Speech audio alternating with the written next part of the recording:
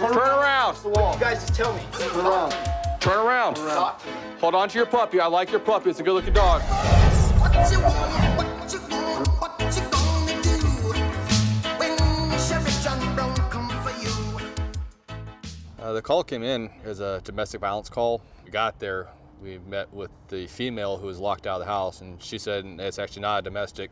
It's ex-roommate of mine kind of a thing, and we have a restraining order against him, but he's not been served, and he's not supposed to be here. When he first left in December, when we got the restraining order in place, or Petition for it, right? petition, and then it was granted, he stayed away, and then he came back because he was ill again And you let him back in? for a little bit. Is he And then, been served this new order? I don't think so.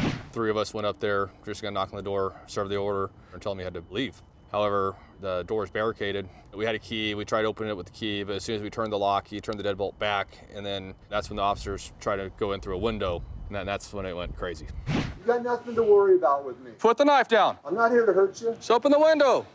She's my baby. Yeah, I know, and the last thing I would want to see is the dog get hurt. And Deputy Smolch and I, mainly Deputy Smolch, were able to talk to him and get him to put the knife down. He opened the window and came out, but he still had his dog with him, and we didn't know where the knife was. So he went around to like a little alcove area by his front door, and I mean, he was making his own little demands, and we were telling him, just turn around, put your hands behind your back. At one point, he ended up picking up his dog and holding it in front of him like a shield. He had a knife. We don't know where the knife's at right now. Just saying. Put the dog down. You're hurting your dog, man.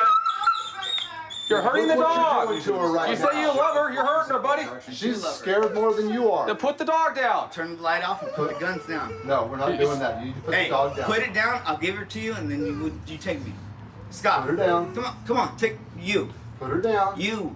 Anna, why don't you think about James and just listen? Yeah, James is fine. Who's James? You want James to The boy. not have a dad? James has a daddy. Yeah, you're his dad, not Robert. All right. Stop it, Anna. You're hurting the dog, man. At least put the dog on the ground. You. He started to put the dog down, and so we rushed him, ended up tackling him to the ground. Give me your hand! Stop resisting! Get on your belly! Get on your belly! Stop fighting! We ended up taking him to the car, and I mean, he was still just talking crazy, talking about, machismo got the best of him, and talking about, he had a traumatic brain injury in the past, and that's why he was acting like this. He was wanting to suicide by cop, is what his goal was. But in the end, we had a talk, and he said, yeah, I was wanting to kill myself. That was my plan. However, I had a moment of lucidity. I knew that was not the way to go. I didn't want my kids to grow up without a dad. He admitted that what he had done was not the smartest course of action, and he actually apologized at one point, saying it was just him, just the way he was. And we shook hands, and he went to jail.